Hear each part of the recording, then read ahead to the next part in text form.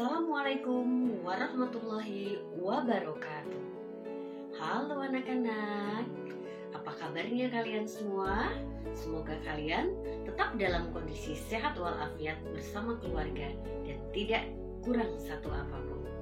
Oke, senang sekali Ibu Dewi Afriani masih bisa berjumpa dengan kalian dalam pembelajaran yang selanjutnya. Baiklah anak-anak, kemarin kita sudah mempelajari mengenai dinamika kependudukan.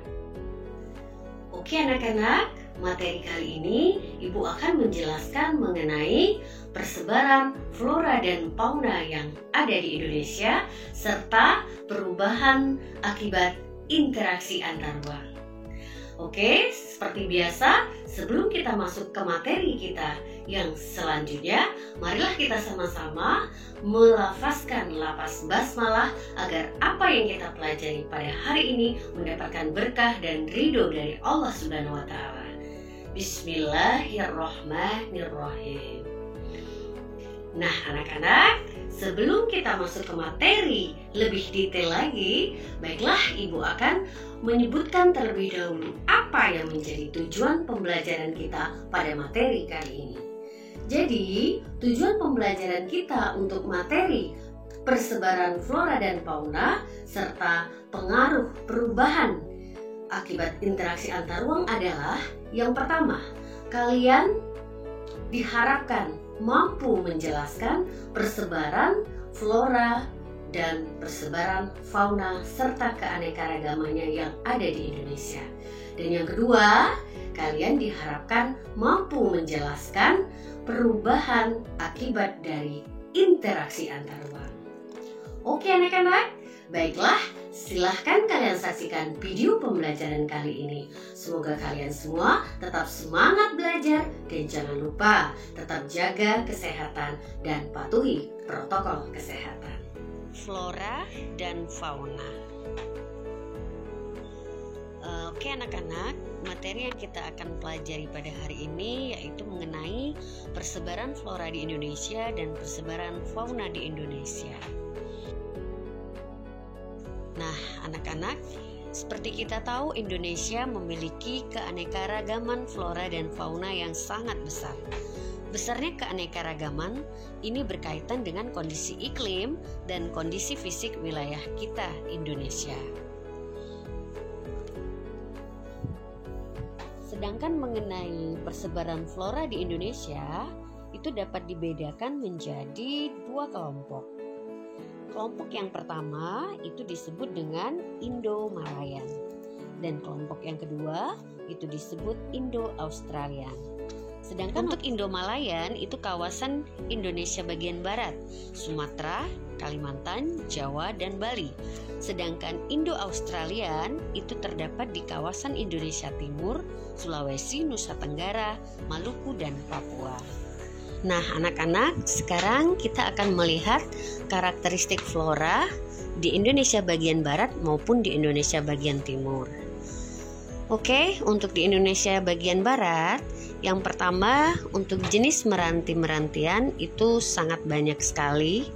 Terus terdapat berbagai jenis rotan, tidak ada hutan kayu putih, jenis tumbuhan matoa sedikit, jenis tumbuhan sagu sedikit, dan terdapat banyak jenis nangka. Sedangkan untuk di Indonesia bagian timur, jenis meranti-merantian itu sedikit, tidak ada jenis rotan, terdapat hutan kayu putih, ada jenis tumbuhan matoa khususnya di Papua, dan banyak tumbuhan sagu, dan tidak ada jenis nangka. Nah, sedangkan untuk persebaran fauna di Indonesia itu dikelompokkan menjadi 3 bagian. Bagian barat yang terdiri dari ciri ataupun tipenya seperti fauna Asia, sehingga disebut tipe Asiatis. Sedangkan bagian timur, ciri atau tipenya mirip fauna yang hidup di benua Australia, sehingga disebut dengan tipe Australia. Dan yang ketiga itu di bagian tengah. Fauna di bagian ini disebut fauna peralihan karena memiliki ciri tersendiri yang tidak ditemukan di tempat lain di Indonesia. Fauna ini disebut dengan fauna endemis. Nah, anak-anak, ini Ibu tampilkan foto persebaran fauna yang ada di Indonesia. Fauna yang ada di Indonesia Barat, Indonesia Tengah, dan Indonesia Timur. Seperti yang sudah Ibu jelaskan sebelumnya tadi. Nah, di sini ada garis Wallace dan garis Weber. Garis Wallace ini adalah garis yang memisahkan antara fauna Indonesia Barat dan fauna Indonesia bagian tengah. Nah, itu disebut garis Wallace. Nah, yang kedua ini ada yang disebut dengan garis Weber. Garis Weber ini memisahkan fauna Indonesia Tengah dan fauna Indonesia Timur. Nah, fauna Indonesia bagian barat atau tipe Asiatis berada di wilayah Sumatera, Jawa, Bali, dan Kalimantan. Nah, untuk contoh-contoh fauna yang ada di Indonesia bagian barat ada gajah, harimau, ada badak bercula satu, dan ada banteng.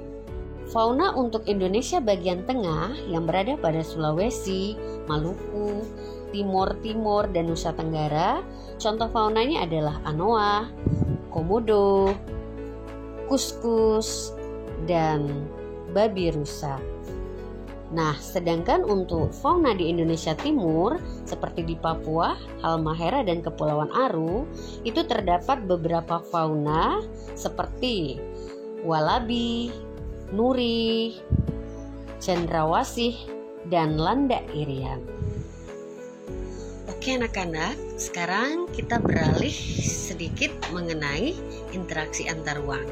Sebelumnya kita sudah membahas mengenai interaksi antar ruang. Nah, sekarang kita akan membahas bentuk dari interaksi antar ruang. Yang pertama pergerakan orang, kedua pergerakan barang, ketiga pergerakan informasi. Pergerakan tersebut tentu akan menimbulkan suatu perubahan bagi daerah tujuan dan perubahan bagi daerah asal. Oke anak-anak, sekarang kita lihat perubahan apa yang terjadi akibat adanya interaksi antar ruang. Nah anak-anak, sekarang muncul pertanyaan, akibat apa yang ditimbulkan oleh adanya interaksi antar ruang? Oke, biar kalian paham, mari kita simak penjelasannya. Berbagai perubahan akibat interaksi keruangan seperti di bawah ini. Yang pertama, berkembangnya pusat-pusat pertumbuhan seperti pergerakan orang, pergerakan barang atau jasa.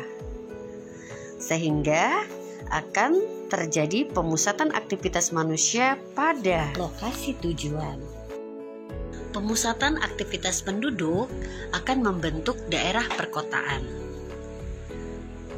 Nah, daerah perkotaan merupakan pusat pertumbuhan suatu wilayah karena sebagian besar aktivitas terkonsentrasi di wilayah perkotaan. Oke anak-anak, sekarang kita beralih ke perubahan penggunaan lahan. Aktivitas penduduk yang terus-menerus meningkat tentu akan memerlukan lahan untuk menampung aktivitas tersebut. Nah, semakin banyak penduduk yang datang pada suatu kota akan disertai dengan kebutuhan akan tempat tinggal. Akibatnya terjadi perubahan penggunaan lahan. Contoh, yang awalnya lahan pertanian akan berubah menjadi pemukiman, industri, dan perdagangan. Yang ketiga, perubahan orientasi mata pencarian. Daerah yang menjadi tujuan pergerakan penduduk akan dihuni oleh mereka yang memiliki pekerjaan yang beragam. Awalnya mereka berorientasi di pada lahan pertanian, kemudian akan berubah menjadi profesi yang lain. Keempat, berkembangnya sarana dan prasarana. Terjadinya pergerakan orang, barang, dan informasi memerlukan sarana dan prasarana.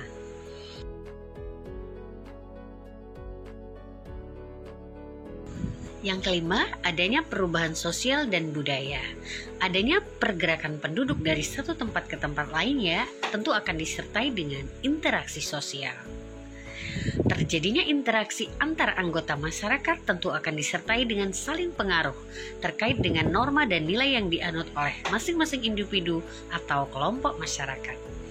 Oke, perubahan sosial budaya tidak hanya karena pergerakan penduduk, tapi juga karena adanya aliran informasi dari satu daerah ke daerah yang lainnya.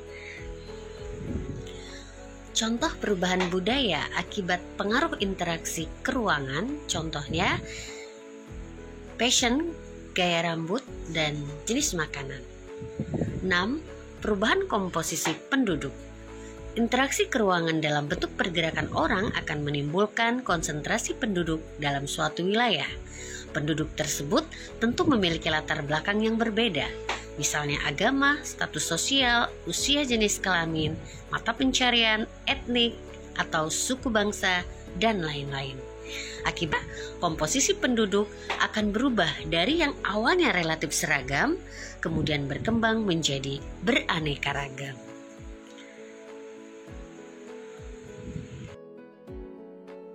Bagaimana anak-anak?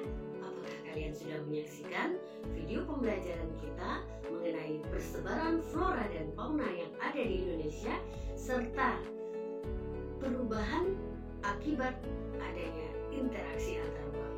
Semoga apa yang Ibu sajikan dalam video pembelajaran kita kali ini tidak mengurangi kalian untuk tetap semangat belajar, dan semoga apa yang kalian dapatkan pada video pembelajaran kali ini akan bermanfaat untuk kalian di masa sekarang maupun di masa yang akan datang. Oke anak-anak, untuk kali ini Ibu akhiri pembelajaran kita. Semoga kita bisa berjumpa kembali pada pembelajaran yang berikutnya. Sebelum kita akhiri pembelajaran, seperti biasa, jangan lupa kita tutup dengan membaca hamdalah. Alhamdulillahirabbil alamin. Semoga apa yang kita pelajari hari ini tetap mendapatkan berkah dan ridho dari Allah Subhanahu wa taala. Sampai jumpa anak-anak. Tetap semangat ya. Assalamualaikum warahmatullahi wabarakatuh.